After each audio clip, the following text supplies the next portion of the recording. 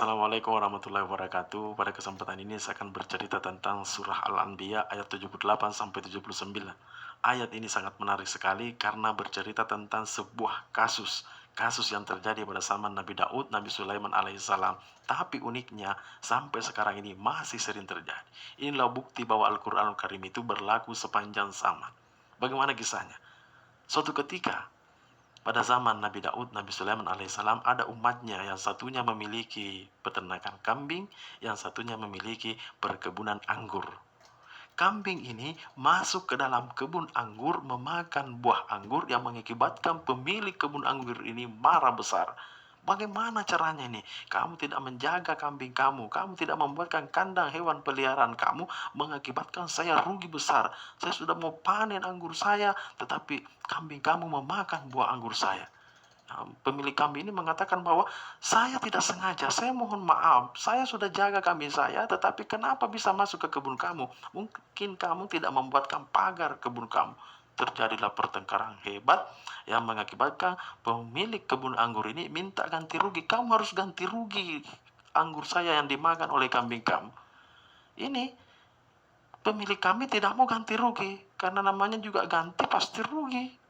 Jadi tidak ada yang titik temu pada waktu itu, mengakibatkan keduanya mengusulkan untuk bertemu mengadukan masalahnya ini kepada Nabi Daud alaihissalam.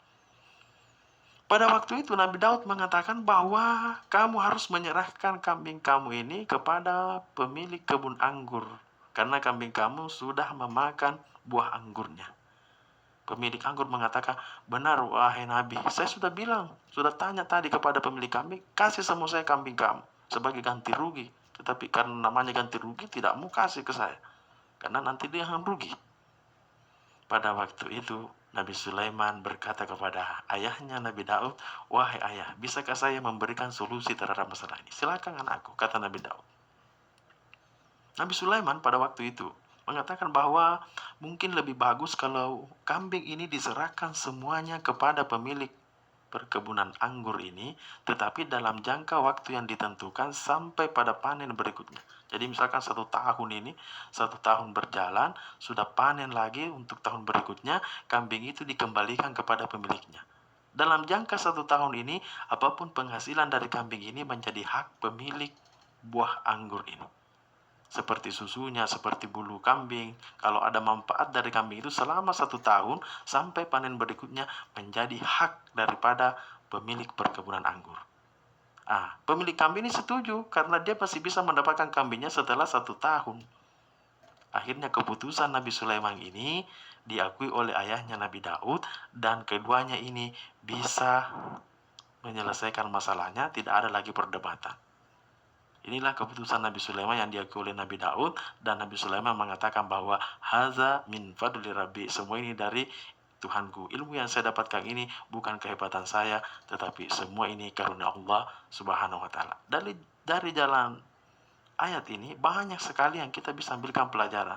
Bagaimana beternak yang baik, membuatkan kandang terhadap peternakan kita, bagaimana berkebun yang baik, membuatkan pagar terhadap kebun kita, bagaimana memutuskan masalah supaya tidak terjadi perselisihan hebat, bagaimana menahan emosi kesabaran apabila ada perselisihan. Ini banyak sekali hikmah daripada ayat ini. Inilah mengapa ayat ini sangat bagus menjadi teladan sebagai inspirasi dalam hidup ini, supaya tidak pernah terjadi lagi perselisihan. Itulah yang saya sampaikan, mudah-mudahan ada hikmahnya terutama pada diri saya pribadi. Terima kasih. Assalamualaikum warahmatullahi wabarakatuh.